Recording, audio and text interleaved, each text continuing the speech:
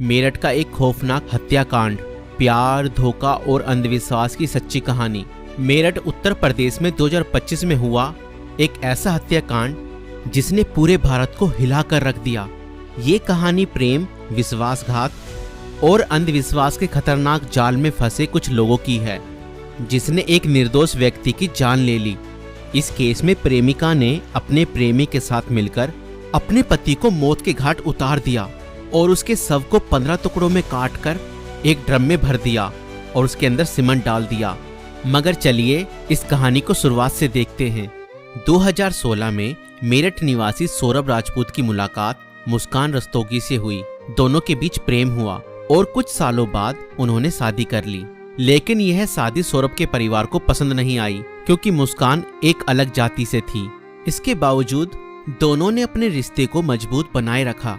Saurabh merchant navy में job करते थे और लंदन में पोस्टेड थे। शादी के कुछ समय बाद सौरभ लंदन चले गए, जबकि मुस्कान अपनी बेटी के साथ मेरठ में रहने लगी। इस दौरान उनकी जिंदगी में एक तीसरा व्यक्ति साहिल शुक्ला आया, जो मुस्कान को पहले से ही जानता था। सौरभ के लंदन में रहने के कारण मुस्कान की नजदीकियां साहिल से बढ़ने लगी।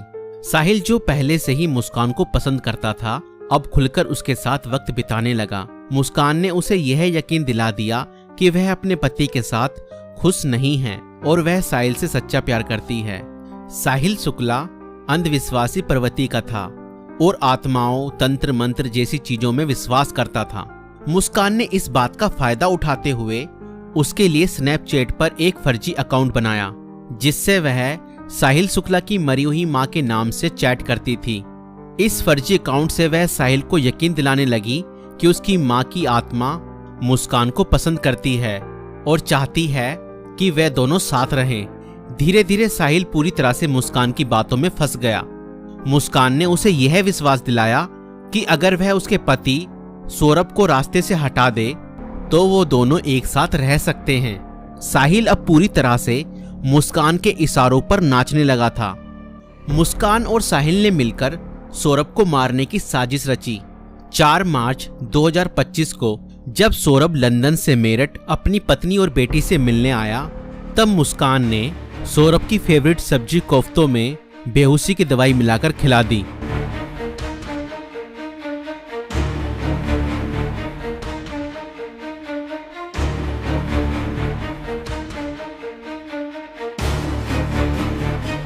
और जब सौरभ बेहोशी की हालत में बिस्तर पर पड़ा था, तब मुस्कान ने अपने दोस्त साहिल को बुला लिया और रसोई में जाकर वो बड़ा और धारदार चाकू ले आई, जो मुस्कान और साहिल ने पहले से ही प्लानिंग करके खरीदे हुए थे। और करीब 20 मिनट तक साहिल ने मुस्कान को बताया कि कैसे उसे अपने पति का वध करना है।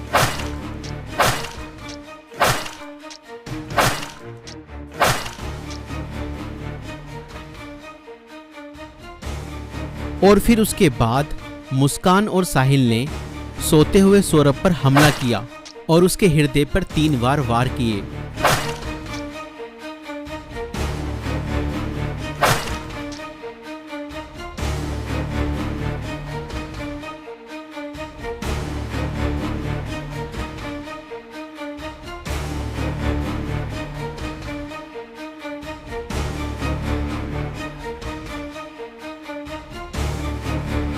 और घर में पड़े कूलर को भी ऑन कर दिया ताकि उसकी आवाज किसी को भी ना सुनाई दे। जब उन्होंने सौरभ को खत्म कर दिया, उसके बाद वह उसकी बॉडी को बाथरूम में ले गए।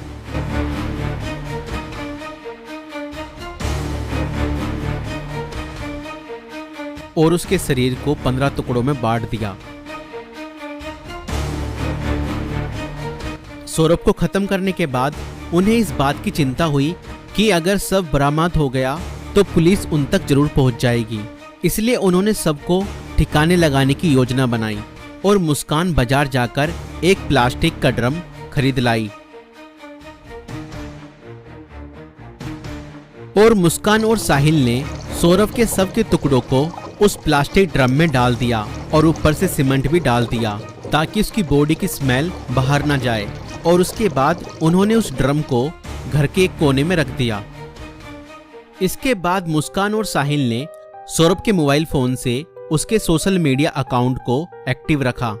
उन्होंने सौरभ के अकाउंट से हिमाचल प्रदेश की शिमला की तस्वीरें और स्टोरीज पोस्ट की ताकि लोगों को लगे कि वह घूमने गया है। उन्होंने उसकी फैमिली और दोस्तों को यह यकीन दिलाने की कोशिश की कि सौरभ जिंदा है और बाहर यात्रा कर रहा है। इस दौरान मुस्कान और साहिल खुद भी शिमला घूमने चले गए ताकि अगर कोई लोकेशन ट्रैक करे तो किसी को शक ना हो, लेकिन किसी भी अपराधी की तरह वह भी ज्यादा समय तक बच नहीं पाए। सौरभ के परिवार ने जब उससे संपर्क करने की कोशिश की और कोई जवाब नहीं मिला तो उन्हें शक हुआ। परिवार ने मेरठ पुलिस में गुमशुदा की रिपोर्ट दर्ज कराई।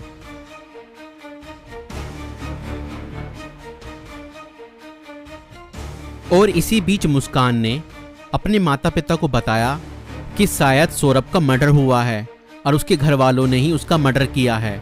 मगर मुस्कान के पिता ने कहा, नहीं बेटा, किसी के भी घर वाले कितना ही नाराज हो जाएं तो भी ऐसा कदम अपने बेटे के लिए नहीं उठा सकते।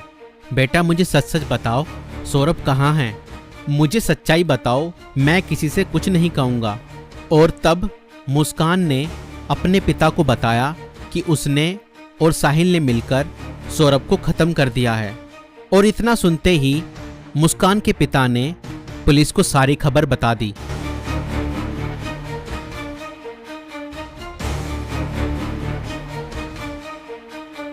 और पुलिस ने तुरंत मुस्कान और साहिल को गिरफ्तार किया और उस प्लास्टिक ड्रम को भी बरामद किया जिसमें सौरभ के शव के टुकड़े थे।